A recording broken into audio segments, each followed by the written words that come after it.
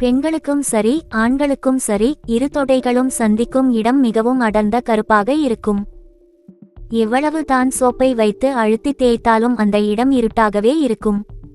உங்கள் கால் சருமத்தை சரியாக பராமரிப்பதன் மூலமே இந்த பிரச்சனைக்கு விரைவில் தீர்வு காண முடியும். இயற்கையான வழிகளிலும் எளிதிலும் கிடைக்கும் எலுமிச்சை, தேன், மஞ்சள், கற்றாழை, ஆலிவ் எண்ணெய் உள்ளிட்ட பொருட்களை உபயோகித்து உங்கள் சருமத்தை பளபளப்பாக்க முடியும்.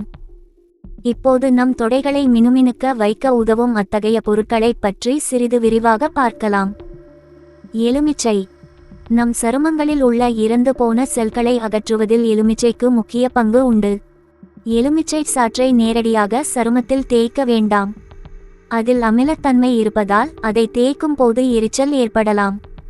எனவே எலுமிச்சை சாற்றை நீரில் கலந்து அந்த கரைசலை கருப்பான தொடை பகுதிகளில் தடவி 5 நிமிடங்கள் வரை மசாஜ் செய்யவும். பின்னர் அந்த பகுதியை நீரால் நன்றாக கழுவ வேண்டும். கற்றாழை. கற்றாழை பசையை கடிகாரச் சுற்றிலும் எதிர் கடிகாரச் சுற்றிலுமாக 5 நிமிடங்களுக்கு மசாஜ் தேய்த்து நன்றாக காயவிட வேண்டும். காய்ந்து கொண்டிருக்கும் போது தான் அந்த பசை தன்னுடைய மேஜிக் வேலையை செய்து கொண்டிருக்கும். பின்னர் மிதமான சுடு நீரில் கழுவி அந்த பசையை நீக்க வேண்டும். இதை தொடர்ந்து சில நாட்கள் செய்து வந்தால் மேஜிக்கிற்கான நல்லதொரு ரிசல்ட் கிடைக்கும். தக்காளி.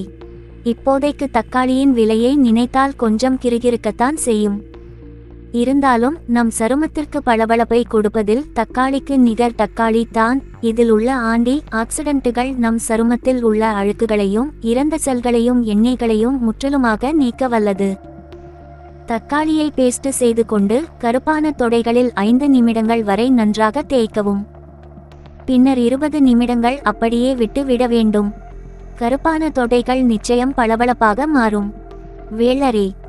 சிறிது சிறிதாக வெட்டப்பட்ட வெள்ளரிக்காய் துண்டுகளை கருந்தொடைகள் மீது தினமும் 10 நிமிடங்கள் வரை நன்கு தேய்க்க வேண்டும்.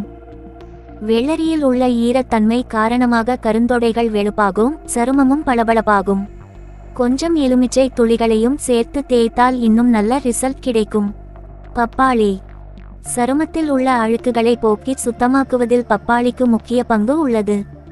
பப்பாளி பேஸ்டை தினமும் கருமையான தொடைகளில் ஒரு பிரஷின் உதவியுடன் மசாஜ் செய்து வந்தால் கருப்பான அழுக்குகள் நீங்கி தொடையோரங்கள் பளபளக்கும்.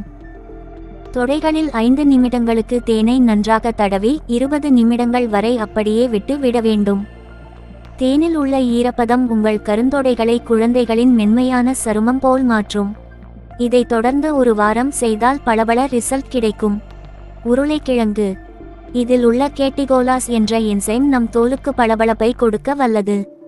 ஒரு உருளைக்கிழங்கை நன்றாக அரைத்து எடுத்து அந்த ஜூஸை அந்த தொடை பகுதிகளில் தடவி உலர விட வேண்டும். அப்போது தான் அந்த என்சைம் தன் வேலையை காட்டும். அதன் பலனாக நமக்கு அழகான வெண்மையான தொடைகள் கிடைக்கும். ஆரஞ்சு.